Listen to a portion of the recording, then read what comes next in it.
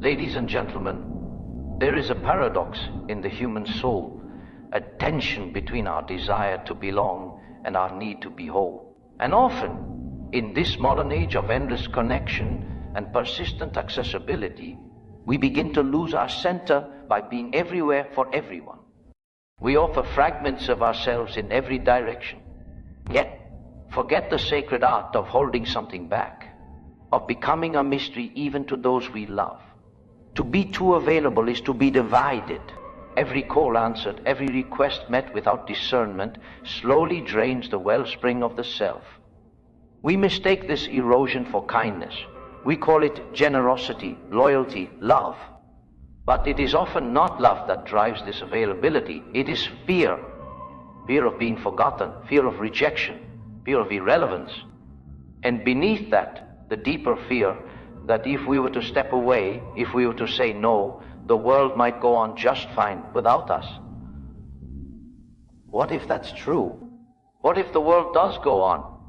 And what if that's not a tragedy but liberation? Every human being must one day confront this truth. You were not born to be consumed, but to become. You were not meant to dilute yourself across 10,000 obligations, but to crystallize your essence through the slow and silent work of self-understanding. The psyche is a garden. If you allow everyone to walk freely through it at all times, soon it becomes trampled and barren. You must tend it with care, and that care demands solitude, discernment, and yes, distance. There are three truths you must hold if you are to cease being too available and begin reclaiming your soul. First, not every cry for your attention is sacred. The voice that calls your name may not be seeking your help, but your energy or validation, your presence as a salve for their own emptiness. You must learn to listen not just to their words, but to the echo they awaken in your being. Do you feel fuller or emptier when you answer? The psyche discerns truth from compulsion, and to ignore that signal is to betray yourself. Second, your presence loses value when it is always accessible. Rarity creates reverence. The one who appears only when necessary becomes a figure of meaning, not convenience. The mythic hero does not linger in the marketplace. He returns from the forest only when the village is in true need. You too must have a place where you retreat, not out of arrogance, but out of reverence for your own becoming. For in your absence you grow roots. In your silence you deepen. And third, the self must be forged in aloneness, not loneliness, aloneness. The quiet place where you face your inner contradictions, where you wrestle with the parts of yourself that you've tried to hide through endless connection. When you are too available, you run from this sacred confrontation. You avoid the inner shadow. You escape the mirror. But only by entering this space, by daring to walk into your own forest, can you come to possess yourself. And only the self-possessed can offer anything truly valuable to the world. So I ask you, why do you give so much of yourself away? Whose approval do you seek? What emptiness are you trying to fill with endless presence? These are the questions that matter, not because they lead to simple answers, but because they lead to yourself. Stop being too available, not as a tactic, not as a strategy for power, but as an act of love for your soul. There is no virtue in exhaustion, no holiness in self-erasure. You are not a utility. You are a soul becoming whole. Choose your silences wisely, retreat with purpose, and emerge only when your presence can truly be a gift, full, radiant, and unmistakably yours. Not every call for your attention is sacred. There is a deep confusion in the modern psyche, one that mistakes constant responsiveness for kindness and the inability to say no for a virtue. We are conditioned, almost from birth, to equate being needed with being valuable. Every vibration of the phone, every ping of a message, every subtle signal of someone wanting your time, these have become small altars at which we unconsciously bow. We have come to worship the idea that if someone wants us, we must respond immediately, unquestioningly, without regard for the state of our own inner world. But not every voice that calls to you is worthy of an answer. Not every need presented to you is your responsibility to meet. And not every person who seeks your time is seeking your good. You must learn to listen beyond the noise. Beneath every request for your presence, there is an intention, some conscious, some not. And if you do not pause long, enough to feel whether that intention aligns with your truth, you will live a life of subtle exploitation, mistaking your exhaustion for compassion. There is something sacred about your attention. It is the purest currency of your existence. Where you place it determines what grows in your life. What you feed with your energy becomes powerful. If you scatter it without discernment, the things that are least important begin to grow wild and tangled, consuming space meant for deeper roots. When everything and everyone becomes worthy of your immediate engagement, nothing truly meaningful can thrive within you. Too often, we respond not out of true care, but out of fear. Fear that if we do not answer, we will be thought selfish. Fear that we will lose connection. Fear that we will be labeled rude, cold, uncaring. And at the root of all these fears is an even deeper one, that we will be forgotten, that if we do not show up constantly, we will fade into irrelevance, that our worth is tethered to how much of ourselves we can pour into others. But here is the truth you must hold like a flame. You are not obligated to answer every voice. You are not required to be emotionally available to every person who wants you. Your kindness does not depend on your accessibility. There is no morality in martyring your inner peace to keep someone else from sitting with their discomfort. In fact, often, when you rush to answer every call, you rob others of their growth. Some people need to sit with their neediness. Some need to learn that they can self-soothe.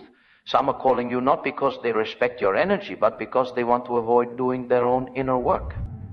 If you respond every time, you reinforce their dependency. You become a crutch, and slowly you begin to resent them. Yet you blame yourself because you never allowed yourself to question the sacredness of their call.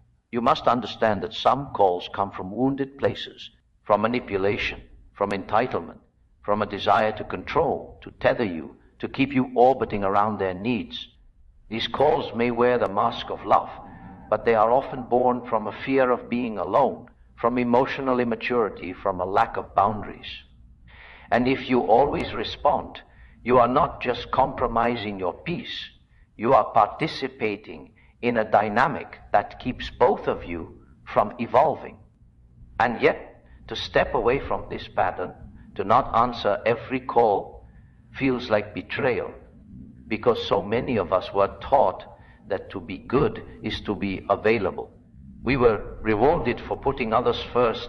We were praised for being always there. But that praise came at a cost. It taught us to override our inner signals. It trained us to believe that exhaustion was a sign of virtue. It led us to associate depletion with goodness. But what if goodness is not measured by how much you give, but by how wisely you give? What if it's not about being endlessly open, but about knowing when to close, when to protect, when to let silence be your answer? Soul.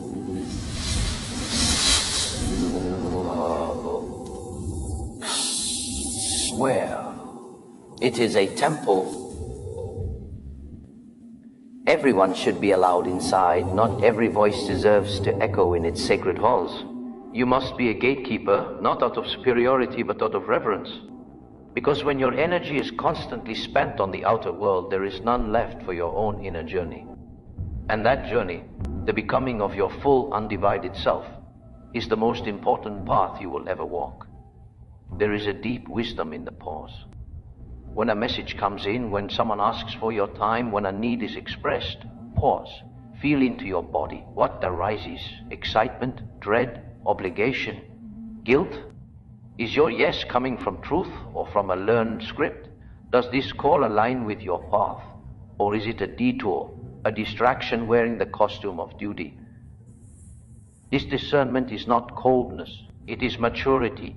It is spiritual clarity.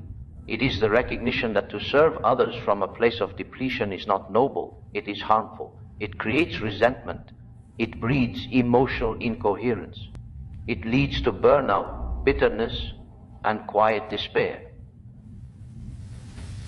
And so you must begin to honor your attention as a sacred offering. Give it only where there is mutual respect, reciprocity, and genuine resonance. Do not throw it into voids that only want to consume. Do not waste it on people who see you only as a source of comfort or validation. Give it where it can water growth. Offer it where it can ignite transformation. Let it be a light, not a leash. Understand that your attention is not just a response to the world, it is a creator of your world. What you engage with shapes you. What you look at becomes part of you. What you allow into your mental and emotional space begins to rewrite the script of your identity. Be vigilant then. Be ruthless with your yes. Let your no be clear, calm, and unapologetic. It will be uncomfortable at first. You will feel guilty. You may lose people. Some may accuse you of changing, of becoming distant, aloof. Let them. Their discomfort is not your burden. Their disapproval is not your compass. Your job is not to be agreeable, it is to be authentic. And authenticity requires space, silence, boundaries, the willingness to be misunderstood. Because ultimately, this is not about selfishness. It is about sovereignty. It is about reclaiming your life from the constant pull of external demands. It is about realizing that your time, your energy, your emotional presence, they are not infinite. They are finite, fragile, and precious.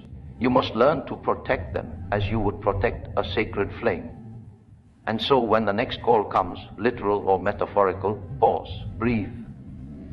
Feel, ask yourself, is this a true call of the soul or is it noise? Is this an invitation into deeper connection or a siphon of my strength? Am I saying yes because I choose to or because I fear the consequences of no? Ask with courage, answer with honesty, and remember, not every call for your attention is sacred. Some are distractions, some are traps, some are simply echoes of an old self you are shedding. Let them pass, let them fade. Return to yourself. In that returning, you will find not only your peace, but your power. Constant accessibility diminishes your value. It is a truth that feels almost blasphemous to speak in a world that equates presence with worth, that idolizes availability as virtue, and praises the one who never turns off, never disappears, never withholds. But there is a profound danger in being constantly reachable. It is the slow erosion of the self. The soul, spread thin across 1,000 moments, loses its depth. You are not meant to be endlessly open. You are not meant to be a well anyone can draw from at any time.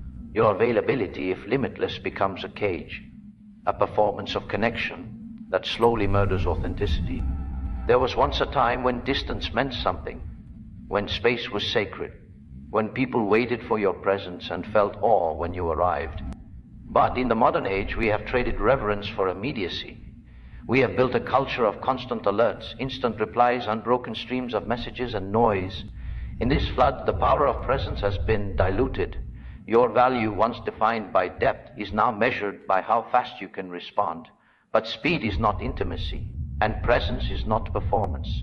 You must understand that when you are always available, you are never truly present. Your energy becomes fractured. You are half here, half there. Your thoughts are scattered across devices, conversations, obligations, expectations. You begin to live at the surface of life, skimming from one interaction to the next, forgetting what it feels like to sink into a moment and breathe from the center of your being. And the cruelest part? This availability is rarely appreciated. It becomes expected. Entitlement grows where gratitude once lived. The more you give, the less people value it. Your constant presence becomes background noise, no longer seen as a gift, but assumed as a right. You become less a person, more a utility. And when finally you attempt to reclaim your time, to step back, to say no, the very people who once praised your openness accuse you of coldness, arrogance, abandonment. But the problem was never your distance. The problem was the illusion created by your endless presence. You taught others to believe you would always be there. You trained them to expect your yes. You allowed your value to be flattened by familiarity. And now you feel trapped, not by others, but by the version of yourself you constructed to be liked, to be needed, to be indispensable. There is a kind of dignity that comes from being rare, a kind of power that arises from chosen absence. Those who are not constantly seen are not forgotten, they are revered. Those who protect their presence are not resented, they are respected. But to become this kind of person requires courage, the courage to disappoint, to be misunderstood, to let others sit in their own discomfort without rushing in to fix it, to know that your value is not in your availability, but in the depth of who you are when you do choose to show up. Let us be honest. The impulse to always be there is not just kindness. Often, it is fear. Fear of being irrelevant. Fear of missing out. Fear that if you are not constantly in people's lives, you will be replaced or forgotten. But the self built on fear is always fragile. You become reactive. You say yes when you mean no. You suppress your needs to meet others' expectations. You dilute your essence to fit into every space. And in the process, you forget who you are when you're not trying to be everything for everyone. You were not born to be endless. You were not created to be on demand. You are not a notification, a feed, a profile. You are a soul, a mystery, a depth, a force. And that force cannot thrive when it is always exposed, always tapped, always drained. You need silence, you need solitude. You need sacred boundaries where you disappear, not to escape, but to restore, to remember, to reroot yourself in what matters. There is a reason the most powerful people in myth and story vanish. The sage in the mountain, the warrior in the forest, the poet in the desert. They understand something we have forgotten, that presence without absence is meaningless, that to be truly powerful, one must sometimes be invisible, that there is magic in disappearing and even greater magic in returning. When you are always there, there is no weight to your presence. No one waits for what is always accessible. No one values what they never have to earn. But when you step away, truly step away, not in anger or manipulation, but in truth and necessity, you create longing, you create space. And in that space, others come to feel your true worth. Not because you told them, not because you demanded it, but because your absence reminded them of what they took for granted. This is not a call to become aloof or withdrawn. This is not an invitation to withhold love or connection. It is a challenge to become intentional, to give yourself not as an automatic reaction, but as a conscious offering, to stop flooding the world with your presence, and instead let it ripple outward, slowly, meaningfully, with purpose. When you are too available, you lose your shape. You blur into the background. But when you choose your moments, when you step forward with full presence, people feel the difference. Your words land heavier. Your eyes hold more truth. Your silence speaks volumes. You must reclaim your rhythm. Your life cannot be lived in constant response to others. It must have seasons, moments of harvest and moments of stillness, times of sharing and times of silence. You cannot be in summer forever. The soul needs winter, needs fallow soil, needs the darkness where roots go deep. It may feel selfish to step away. It may feel wrong to ignore the ping, to delay the reply, to say, "It's not available." But what if it's not selfish? What if it's sacred? What if it is your way of honoring the finite nature of your energy, your attention, your being? Every time you withhold your automatic yes, you create the possibility of a truer yes later. Every time you step back from the noise, you allow your voice to become clearer. Every time you choose solitude over performative connection, you draw nearer to your own soul. And the closer you are to yourself, the more powerful your presence becomes. Because then, when you do choose to engage, you are not scattered, not reactive, not needy. You are whole. And wholeness is magnetic. You do not need to be always on. You do not need to be constantly plugged in. You do not need to be everyone's solution. You were not made to be the background character in your own life, forever on call, forever adjusting, forever giving. You were made to burn with the full flame of your being, to be still when needed, and to move with purpose when the time is right. Let others wonder where you are. Let them miss you. Let them feel the weight of your silence. And when you return, let them feel the power of your presence, not because you are always there, but because you chose when and how to be. There is no shame in that, only wisdom. Constant accessibility is a trap disguised as love. It offers connection but steals depth. It offers belonging but strips away identity. Break the pattern. Reclaim your mystery. Protect your presence. And remember this always. The most valuable things in life are never available on demand. Neither should you be. The self is formed in sacred aloneness. It is not forged in the noise of affirmation or the echo of validation. It does not emerge from applause or agreement or shared distraction. It is born in the silence you spend your entire life trying to avoid, the terrifying stillness beneath the noise, where nothing is there to catch you except the truth of your own being. This is where the self is made, not the self you perform for others, not the self that adjusts to survive, but the deep, original self, the one you came into the world with before the masks were taught, before the expectations were absorbed, before the mirrors of others distorted your shape. You must understand, sacred aloneness is not loneliness. Loneliness is the ache of being disconnected from others. Sacred aloneness is the encounter with your soul. It is not isolation, it is initiation. It is the beginning of becoming real. And yet it is fear, because in that solitude, the illusions you've constructed fall away. The roles dissolve, the identities blur. You are left with yourself, raw, unguarded, unadorned. Most people run from this. They fill their lives with noise, with company, with constant motion. Because to sit with yourself, truly sit, is to face the truth you've buried under distraction. But the self does not grow in the crowd. It does not emerge in the marketplace. It will not rise in you while you are wrapped in the opinions of others. The self waits in the cave, in the forest, in the wilderness of your own being.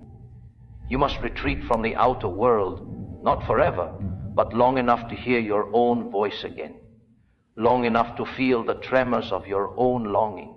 Long enough to remember what is yours and what was imposed. The world will not give you this space. It will demand your attention, your involvement, your engagement. It will tell you that you are missing out, that you are being selfish, that you are too quiet, too distant. But you must hold your boundary like a sacred fire. Because without that space, without that solitude, you will never know who you truly are. You will become a reflection of others' needs, a mosaic of everyone's expectations. You will look whole on the outside, but inside you will be a stranger to yourself. Aloneness is the crucible of authenticity. It is where you shed what no longer fits, where you confront your shadows, not as enemies, but as forgotten parts of yourself that long to be integrated. In the quiet you hear them, the old wounds, the unmet needs, the discarded dreams. They rise not to torment you, but to return you to wholeness. This is not comfortable work. It is sacred work. The work of remembering who you were before the world told you who to be. And yet this path is not encouraged. Society rewards the extroverted, the connected, the endlessly engaged. You are taught to network, to socialize, to put yourself out there. But no one tells you how to go within. No one teaches you how to listen to the still, small voice that speaks in silence. And so we wander, lost in relationships that never touch the soul, in conversations that never reach the heart, in roles that never reflect the truth. All because we fear what we might find in the quiet. But you must go there. You must be willing to be alone, not as punishment, but as pilgrimage. You must make your way into the wilderness of your own soul, where the distractions fade and only the essential remains. There, you will meet the parts of you that do not perform, that do not seek approval, that do not bend to fit into what others find acceptable. There, you will begin to touch your own essence. In sacred aloneness, you do not escape the world.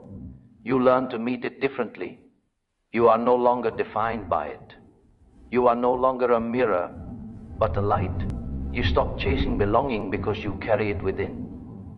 You stop grasping for validation because you see your own worth. You stop fearing rejection because your wholeness no longer depends on being understood. This transformation does not happen all at once. It is a slow unfolding, like a flower opening in darkness. At first, the silence will feel unbearable. You will reach for your phone, your calendar, your comfort rituals. You will want to call someone, to distract, to numb. But if you can resist that urge, if you can stay, something begins to happen. The mind quiets, the emotions settle, a new awareness rises. You begin to notice your own patterns, your own thoughts, your own inner weather. And then beneath all that you feel it, something ancient and familiar, your soul. It has been waiting, patient and quiet for your return. Do not mistake sacred aloneness for indulgence. It is not escape, it is confrontation. It is the brave turning inward when every force in the world pushes you outward. It is the refusal to abandon yourself in order to be accepted. It is the reclamation of your life from the grasp of external validation. In aloneness, you learn to hold your own hand, to comfort your own pain, to celebrate your own wins. You stop needing others to fill you because you have become a wellspring. And from this fullness, your relationships change. You no longer give from lack. You no longer chase love to heal a wound.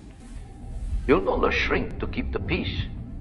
You become real, grounded, rooted in something deeper than popularity or approval. The self formed in aloneness is indestructible. It does not crumble under criticism. It does not puff up with praise. It is steady because it is built on truth. Self. When to speak and when to remain silent. When to stay and when to walk away. When to engage and when to retreat. It is not swayed by the tides of opinion. It does not seek to please, but to be. And in its being, it transforms everything it touches. But this self cannot be found if you are always surrounded, if you are always performing, if you are always reacting. It requires space, uncomfortable, quiet, sacred space. This is why some of the most powerful individuals in history chose solitude. Not to withdraw from life, but to engage it more fully from within. They understood that the deepest truths are not found in the noise of the crowd, but in the whispers of the soul. And so you must make time for sacred aloneness, even if it is just a few minutes a day, even if it feels foreign and awkward. Begin with stillness, begin with breath. Begin by asking yourself, who am I when no one is watching? Who am I when no one needs me? Who am I when I am no longer performing? Stay with the question, let it burn, let it strip away the false layers. Let it reveal the quiet, powerful presence that lives beneath your roles, your fears, your stories. That is the self, not a construct, but a truth, not an image, but a presence, not a destination, but a home. This is the journey, not away from others, but into yourself, not to isolate, but to integrate, not to escape the world, but to meet it more fully as someone who has remembered who they are. The self is not formed in distraction. It is not born in comfort. It does not emerge from consensus. It arises in the sacred silence of being alone with yourself, with nothing to hold on to but your truth. And that is enough. That has always been enough.